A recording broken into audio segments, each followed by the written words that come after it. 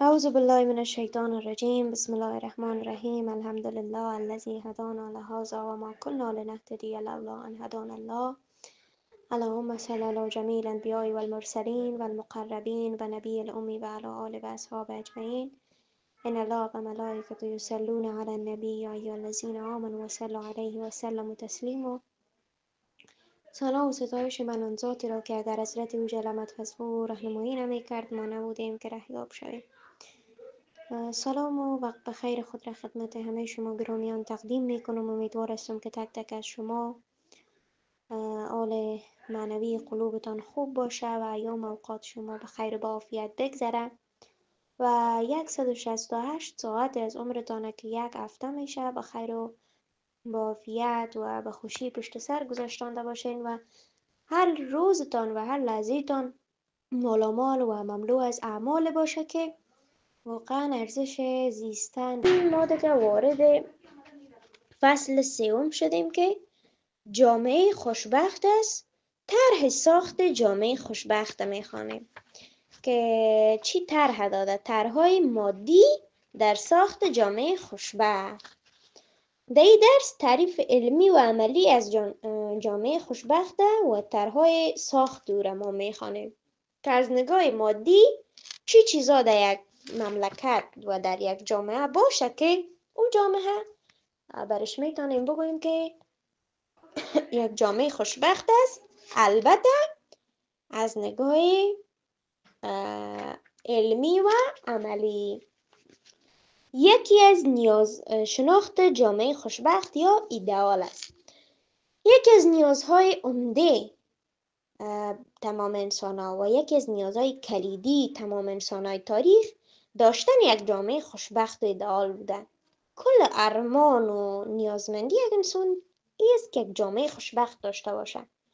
انسان جامعه را میخواهد که در او فضایل و ارزش‌های انسانی وجود داشته باشه. کدام ارزش‌ها؟ امنیت، عدالت، تحصیل و کار، خدمات شهری، محیط زیست سالم، ایثار و بخشش، برادری و برابری، صمیمیت، بشردوستی، سایر فضایل اخلاقی، نبودن ظلم، تجاوز، رذیلیت‌های اخلاقی، فساد اداری و غیره تبهکاری.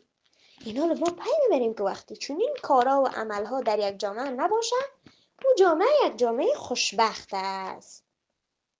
انسان چگونه جامعه ای را میخواهد؟ یعنی انسان خواستار چه قسم یک جامعه است؟ چه قسم میخواد یک جامعه داشته باشه یا در یک کشور زندگی بکنه؟ چه قسم هست؟ چه خصلت‌ها برخوردار باشه و کشور؟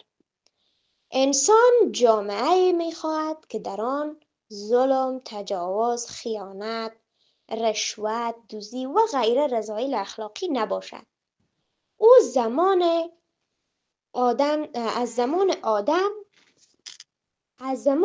علیه السلام تا این میاله و تا خاتم دنیا تمام انسان ها در سراسر کره زمین اینمی قسم یک جامعه را میخواستن. جامعه که در او خلاصه بدی نباشه. حال را میخواین تمام انسان ها با سواد و بی سواد، شرقی و غربی، فقیر و سیاه و سفید و سرمایه‌دار و غریب، جامعه را دوست داره که در او عدالت حاکم باشه، عدالت رولگردانی بکنه، برعکس ظلم و فشار نباشه، بدی نباشه، تجاوز و حق تلفی ها نباشه، امنیت حاکم باشه، مال، جان، ناموس در امنیت قرار داشته باشه، زندگی در رفاه و آسایش اجتماعی داشته باشه. یعنی یک زندگی باشه که در او آب و برق و مسکن و کار و تحصیل و ترانسپورت و غیره وجود داشته باشه. بعضی وقت انسان ها چی فکر میکنن؟ میگن زیربنای یک جامعه سالم اقتصاد است.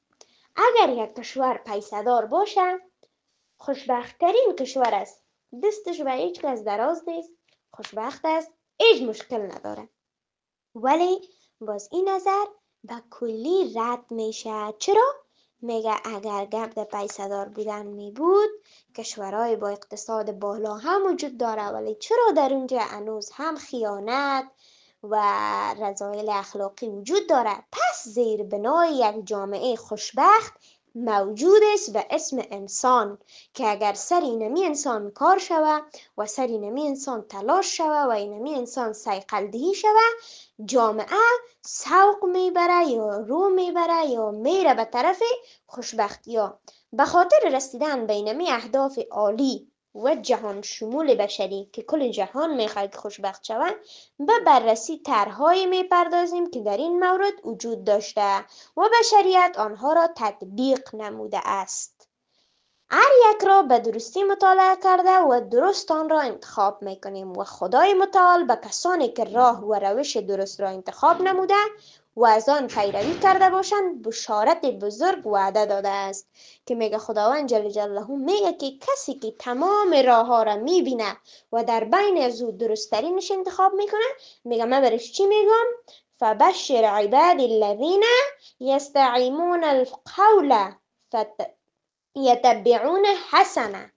در سوره زمر آیه 17 میگه که بشارت بود بر بندگانی که به همه سخنان یا سخنان کلگی گوش فرا میده یا گوش میکنه و نیکوترین و سیترین از او چی میکنه؟ استفاده میکنه. هر جانبینی که بتونه عزیزای گرامی من یک طرح علمی و عقلانی و عملی که در تاریخ نتیجه داده باشه به خاطر ساخت یک جامعه ایدئال ارائه بکنه، اونمو جانبینی حق است و تمام نظریاتش در باب انسان باشه، در باب خدا و جهان و تاریخ باشه، حق باشه. اما اگر طرح ساخت جامعه باطل باشه، سایر موضوعات جانبینی نیز چی است؟ اشتباس و برداشت های آن در سایر موضوعات جانبینی نیز باطل است.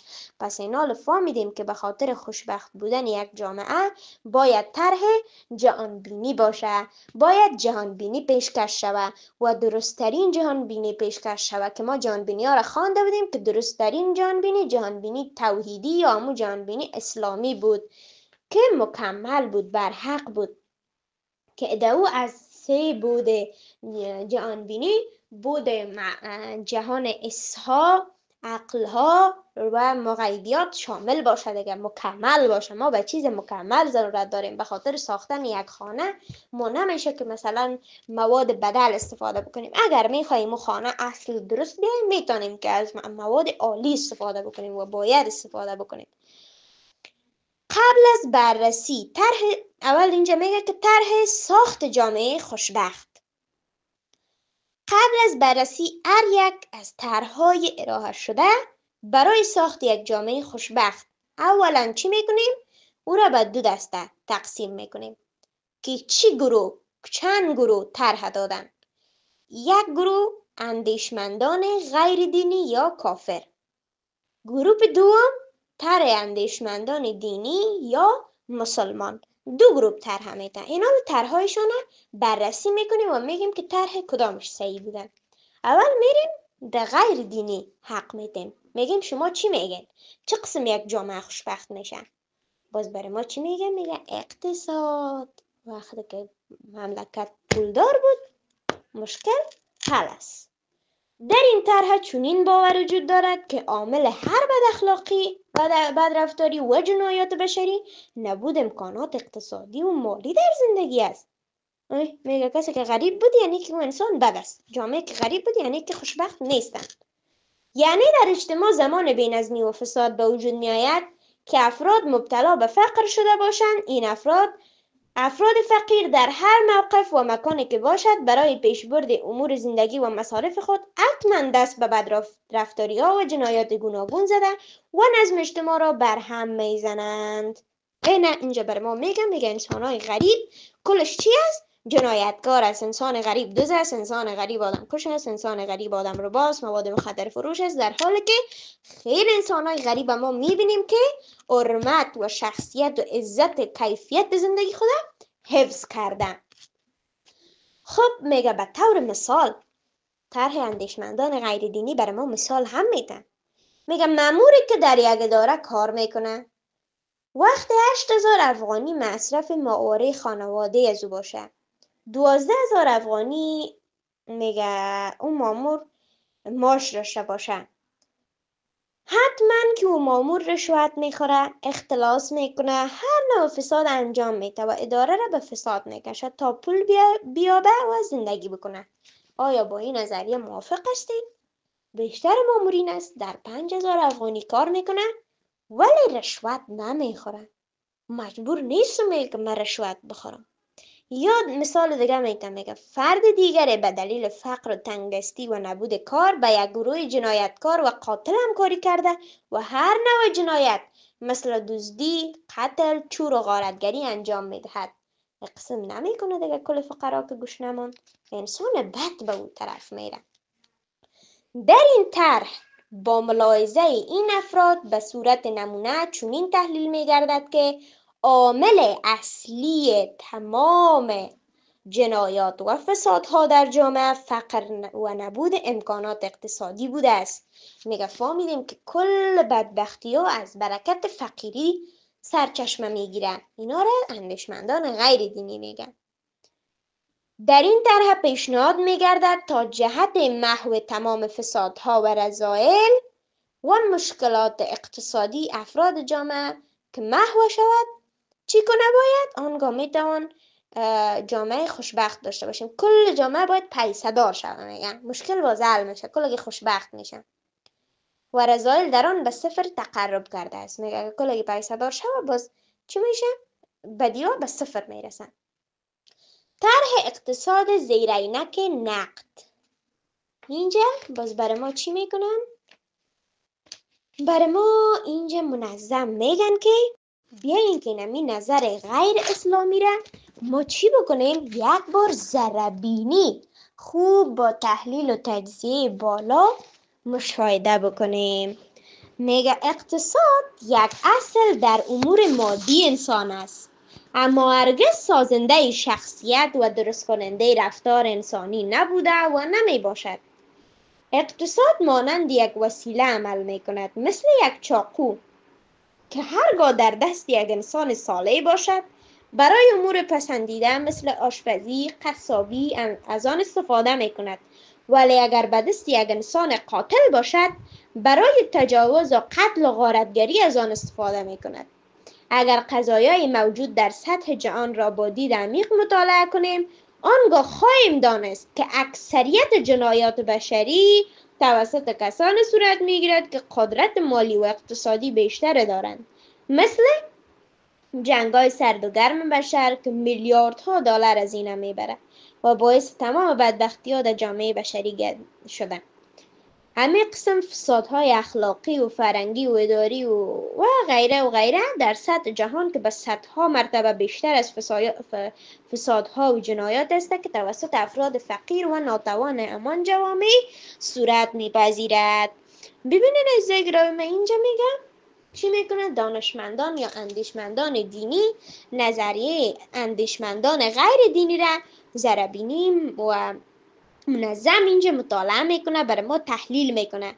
میگه تو گفتی که اگر کل مردم یک کشور پیسه دار شود مشکلات حل میشه، هیچ کس دیگه با مشکل زندگی نمیکنه، بدی نیست، جرم نیست، جنایت نیست. میگه اگر قسمی بود چرا بیشتر انسانهایی که میلیاردها دلارشان سرمایه گذاری میشه سر سلاح ثقیله، تانک، اتم، سیویچ سازی در اونا، بم سازی، نارنجک سازی، مرمی سازی، تهیه بارود، فیلتر بارود، میگه خیلی چرا این انسان ها میلیاردها دلار چقدر اینا پیسه دار هستن که سرمایه گذاری میکنن به خاطر از بین بردن بشر. اگر پیسه دار نباشن نمیتونن که نقشه ریزی بکنن، نمیتونن سیستم های الکترونیکی و کیو آر بالا را تهیه بکنن. میگه این از پیسه داریشان نیست. مگر یه قسم کارهایی که پیسه دارا کردن، میگه مثلا بیشتر از انسانای پولدار که در اقتصاد بالا بوده انجام دادن، میگه او غریب چایرکش هم انجام ندادن، حداقلش که تانسته باشه رفته گدایگری کرده یا یک کیسه بری کرده. ولی میگه قسم که بشر به خاک و خون کشانده شد از برکت انسانای باسواد بود.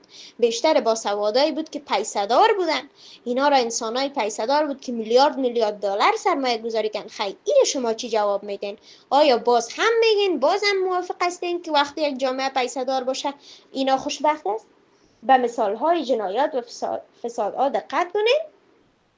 تولید انواع مختلف سلاح کشتار، جنگ و لشکرکشی در سطح کشور، تولید و فروش انواع مشروبات الکلی، قاچاق انسان، مخدرات، اموال تجارتی و اجناس که غیر دولتی است، فسادهای اداری و سیاسی و اخلاقی، کل اینا و سرمایه گذاری ضرورت داره. از این قبیل صدها مثال دیگه که عملا وجود داره و ما امروز روبرو هستیم که بروشنی تمام نشان میده که اقتصاد اصل زیربنای شخصیت و جامعه سالم نیست و نبوده دیگه. و در نتیجه با یک نظر عمیق بر رفتارهای خوب و بد بشر در سطح جهان میتونیم به چنین تحلیل درست و عینی برسیم. اینا خود ما هم دیگه قضاوت کرده میتونیم. اقتصاد عامل خوبی و بدی نبوده و نیست، به خاطر که ما انسانهای شریف، فقیر و ثروتمند در جامعه میبینیم. هم پیسه‌دار خوب میبینیم، هم غریب خوب میبینیم. برعکس در جامعه بشری هم تو افراد فقیر و ثروتمند فاسد هم میبینیم. بدکار هم بود داریم و شاهد او هستیم.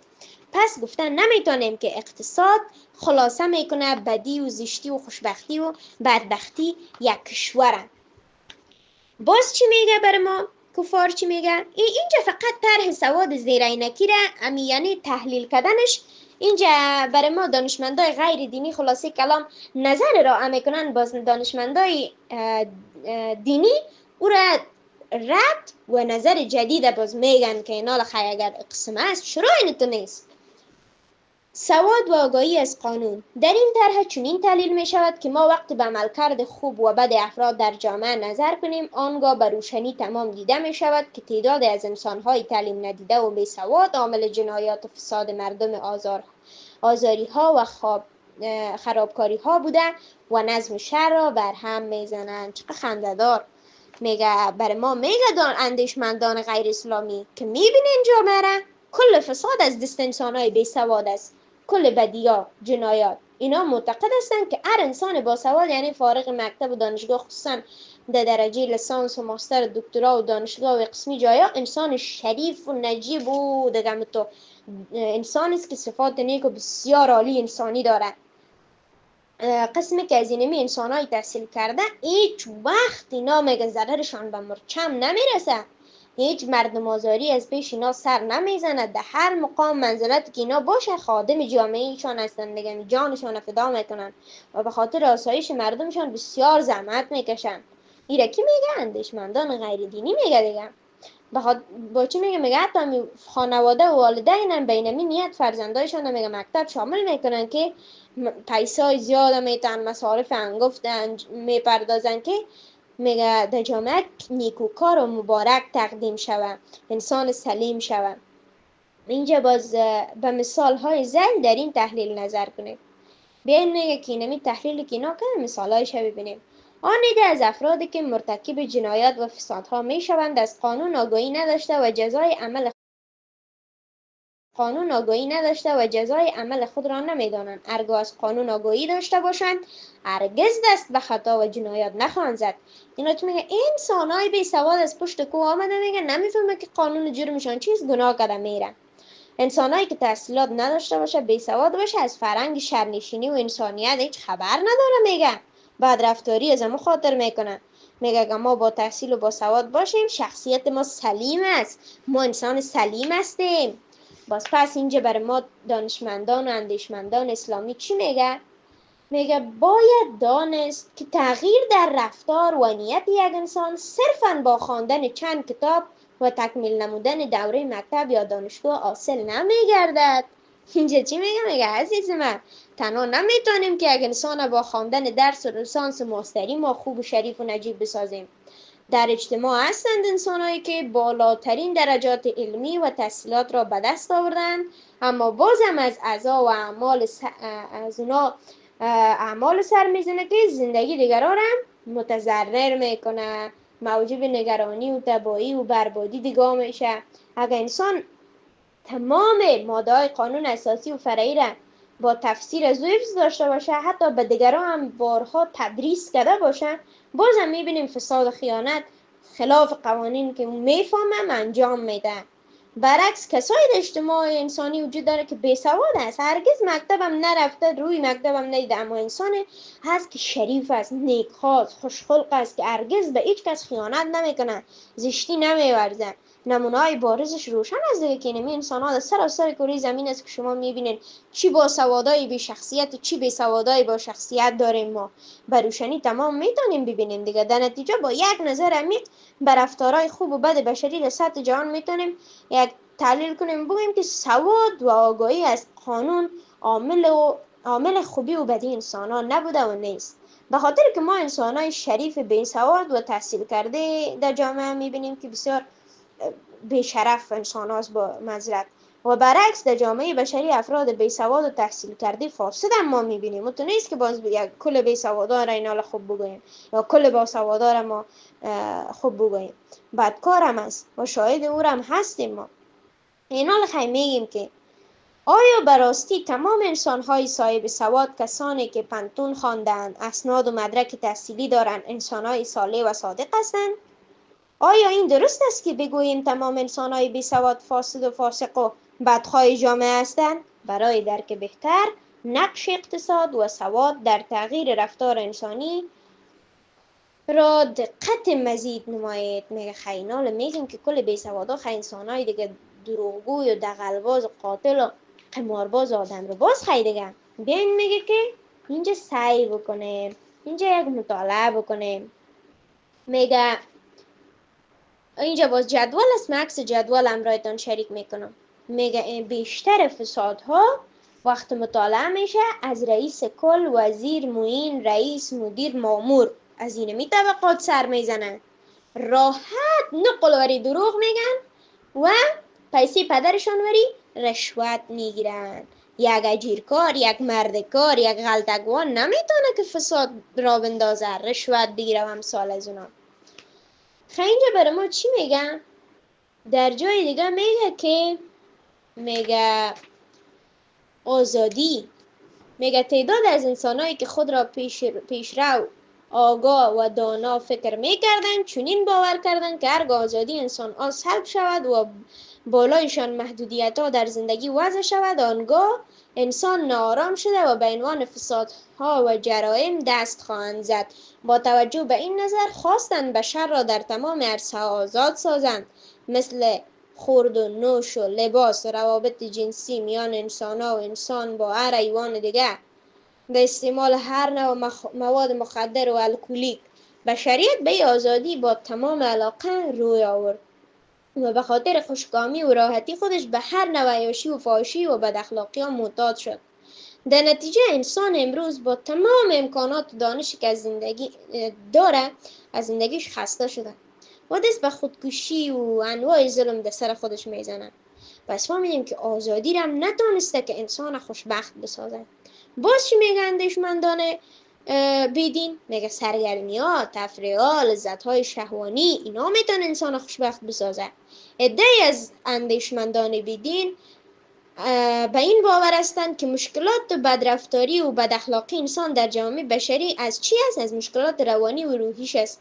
باید چی بکنه؟ روان انسان آسوده شوه، انسان تفریح کنه، انسان به خاطر رساندن انسان به آرامش روانی و باطنی باز اونا چی پیشنهاد کرده؟ گفته تفریحات عجیب و غریب داشته باشه، مثل موسیقی، آوازخوانی، اختراع انواع سرگرمی هایی که اکثرا غیر اخلاقی است، مثل بار است که چی است و چنان از غیر اقتصادی و شرم‌آور است. واقعا ساخت انواع مختلف فیلم های غیر اخلاقی و کاملا که مزخرف است، نشان دهنده چی است دیگه؟ نهایت پستی اینم انسان‌های غافل است. و نمی قسم که اقتصاد و سواد و آزادی عامل اصلی و کلیدی در ساخت یک جامعه خوشبخت سعادتمند بودن نمیتونه. طرحهای اینمی سرگرمی و آزادی و اینا هر کدامش در ساخت یک جامعه خوشبخت و سعادتمند ناکام هستند. انشالله باز در جلسه بعدی ما طرح اسلام را میخوانیم در ساخت جامعه خوشبخت که خی اسلام که رد کردی طرحها را، خی خودش چی طرح پیشنهاد میکنه که ما یک جامعه خوشبخت داشته باشیم. چون نمیشه که اینال ما بگیم کل بیسوادا بد است، کل بیسوادا که از انسانای مثلا دوز است، رهزن است و یا امثال از این سخنها. کلش باز برای ما میگه